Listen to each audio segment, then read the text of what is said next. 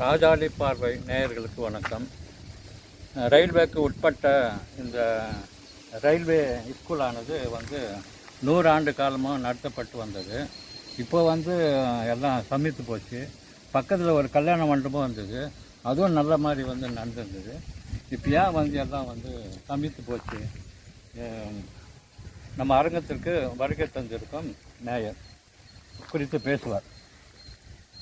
பல காலமாக 100 ஆண்டு காலமாக இந்த ரயில்வே ஸ்கூல் என்று சொல்லப்படுகிற ரயில்வே மிக்ஸ்ட் ஹை ஸ்கூல் என்று சொல்லப்படுகிற ரயில்வே இருபாலர் உயர்நிலை பள்ளி இது எங்கே அமைஞ்சிருக்குன்னா ஆப்பிள்ஸ்பேட் அந்த இடத்துல அமைஞ்சிருக்கு. இது ரொம்ப நாளாக பழமை வாய்ந்த ஸ்கூல் இந்த பள்ளி. அதாவது இன்னைக்கு இந்த பள்ளி இயங்கலை. காரணம் என்னன்னா, அதுக்கு பல்வேறு காரணங்கள் இருக்கலாம்.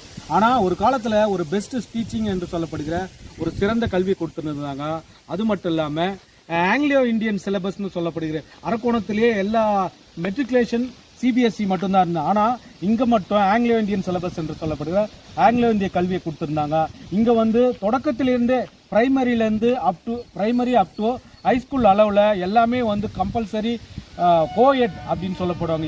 இருபாலர், அதுதான் முன்னாடி சொன்ன மாதிரி அந்த மாதிரி ஒரு அட்மிஷன் போட்டிருந்தாங்க. அதே சமயத்தில் நீங்கள் primary level up to high school லெவலில் இங்கிலீஷ்லேயே பேசணும். அதாவது இந்த ஸ்கூலில் உள்ள நுழைஞ்சி பள்ளி பாட வகுப்புலேருந்து வெளியே போகிற வரைக்கும் ஸ்கூல்லேயே இங்கிலீஷில் தான் பேசணும். அப்படி பேசாதவங்களுக்கு பெனால்ட்டின்னு சொல்லப்படுகிற ஃபைன் போடுவாங்க.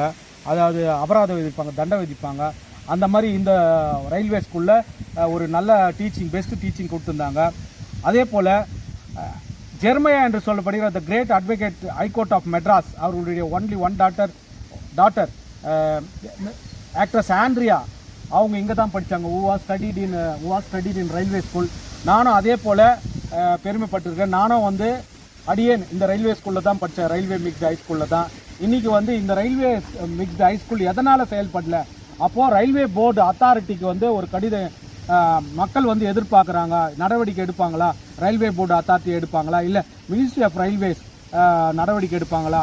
இல்லை நமது honourable prime minister of India என்று சொல்லப்படுகிற டாக்டர் மோடிஜி அவர் பிரைம் மினிஸ்டர் ஆக்ஷன் எடுப்பாரா? ஏன்னா இது மத்திய ரயில்வே துறை அமைச்சகத்தின் கீழே செயல்படுத்தல ரயில்வே போர்டு அத்தாரிட்டி. அதனால் ஒரு நடவடிக்கை எடுப்பாங்களா? அதற்கு அருகாமையில் நிறைய சுபகாரியங்கள்லாம் நடந்துச்சு. ரயில்வே இன்ஸ்டியூட் என்று சொல்லப்படுகிற அந்த இடத்துல நிறைய திருமண நிகழ்ச்சியெல்லாம் விஷயம்லாம் நடந்திருக்கு. ஆனால் இன்னைக்கு ஒரு பாழடைந்த நிலையில் இருக்குது. இதுவுமே பார்த்தீங்கன்னா பாழடைந்த நிலையில் தான் இருக்குது. அப்போது மக்கள் எதிர்பார்க்காங்க இந்த ரயில்வே ஸ்கூல் மறுபடியும் இயங்குமா?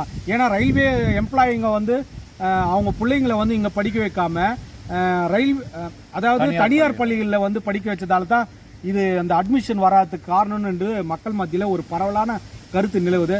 அதனால் விரைவான நடவடிக்கை எடுக்கணும். ரயில்வே போர்டு அத்தாரிட்டியும் சரி, மினிஸ்ட்ரி ஆஃப் ரயில்வேஸும் அத்தாரிட்டி அவங்களும் நடவடிக்கை எடுத்து தொழிற்சங்கங்கள் மூலயமா கூட ஒரு நல்ல நடவடிக்கை எடுக்கலாம். பல்வேறு தொழிற்சங்கம் இருக்குது, நான் அதெல்லாம் சொல்ல விரும்பல. அவங்களாம் ஒன்று சேர்ந்து மறுபடியும் இந்த ரயில்வே மிக்ஸ்டு ஹை ஸ்கூல் மறுபடியும் இயங்கணும். அது மக்கள் மத்தியில் ஒரு பரவலான ஒரு எண்ணங்கள் ஆழமாக பதிந்துள்ளது. ஆகவே நடவடிக்கை எடுக்கணும்னு சொல்லி நான் கேட்டுக்கிறேன்.